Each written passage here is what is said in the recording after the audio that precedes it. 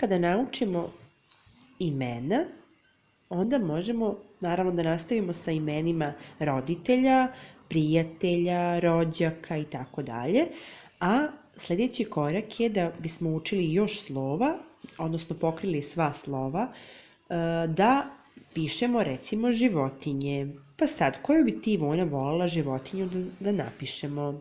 Slon. Slon. Hajmo da napišemo slon.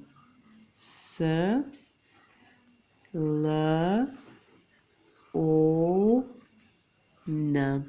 Slon. Hajde sada ti možeš da počneš ovde. Možeš ovde da počneš od slova S. Evo ovde možeš mi tu da počneš. Sad vidiš, ti si počela na opačke da pišeš sa kraja papira kao vam. A trebalo bi, znači, odavde kao vam. Hajde, probaj da napišeš slon odavde.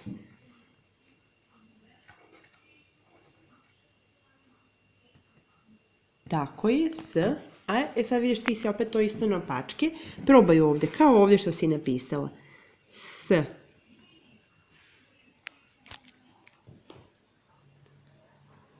To liči na broj 3, ali to nije slovo S. Znači, slovo S kreće odavde, od gore, i onda ima kao 3. Tako je, odlično. Odlično. Ajde, probaj još jednom S. Ti si već počela slon, dobro. S, L, O, N. Hajmo radi vežbe slova S, napiši još jednom ovde slon.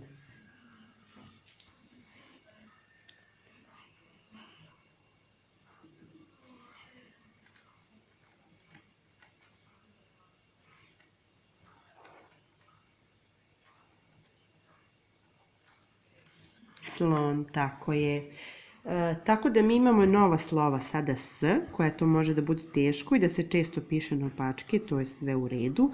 Dok god se ne uvežba, vežba se, vežba se, vežba se. Imamo slovo S, novo je slovo L, jel tako? L, O smo već imali u Ivona i N smo već imali, znači pišemo ovde S i L. Koju bi sada životinju želela? Tigar. Tigar. Hajmo da napišemo tigar. T, I, G, A, R. Tigar.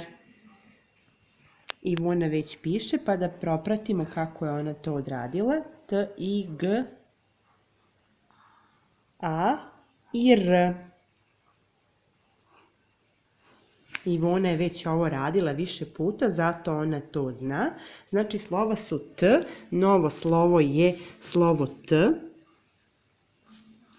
I smo već imali kod Ivona, G smo već imali kod Bogdan, G. A, R, R je isto novo. R često ume da se piše isto na opačke, znači na drugu stranu, ovako. Deca to obrnu isto kao i slovo S, što je u redu i normalno, dokle god ne nauče, mogu da vežbaju. Sad mi pišemo koja su nam nova slova T, I, G, A, R. G smo već imali, R. R je novo slovo. Koju sada životinju želiš da napišeš? Lav. Lav. Hajmo jednog lava. L, A, V. L smo već imali kod slona, A smo već imali i V smo imali kod Ivona, tako da ovde nemamo novih slova. Da vidimo tvog lavića, gde je tvoj lav. Ivona još ne odvaja reči kada piše, ali polako vežbom će naučiti. Znači, kad napišeš slona, moraš malko da odvojiš jer počinje nova reč, a to je lav. Hajmo sad koju želiš životinju da napišemo? Maca. Maca. Hajmo maca. M, A, C, A. I tu imamo novo slovo, a to je slovo C. maca. Da vidimo kako je to Ivona napisala, samo malo Ivona. M-A-C-A. Evo ga ovde, M-A-C-A. Malo je pa se ne vidi. Hajde Mila još jedno ispod napiši maca, ispod slona. Malo većim slovima da se vidi. Možeš ispod slona da napišeš. Gde je slon? Evo ovde, pa ispod, evo tu. Da napišeš maca.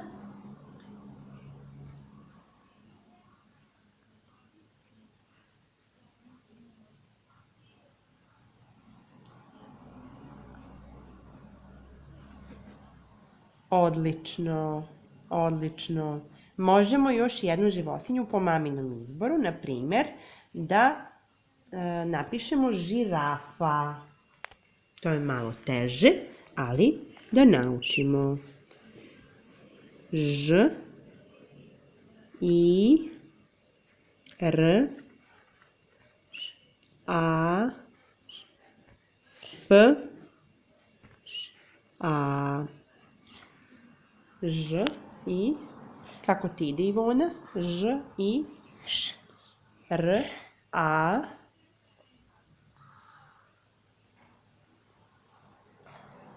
F, kao E, samo nema ovu dole kvačicu, znači ima 2 kvačice umjesto 3, žirafa.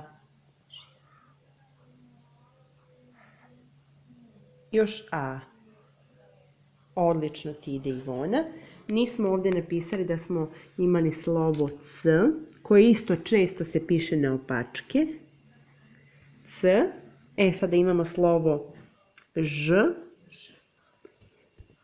I, R, A i F. To su 2 nova slova. Ž i F. Decu će često da bune slova Ž, Č, Ć, jer su slična. Č, Ć i C naravno, zato što imaju istu osnovu C, pa kvačice se razlikuju isto kao Ž i Z, ali to se najbolje uči kroz vežbanje, odnosno pisanje različitih reči koje su njima poznate. Eto.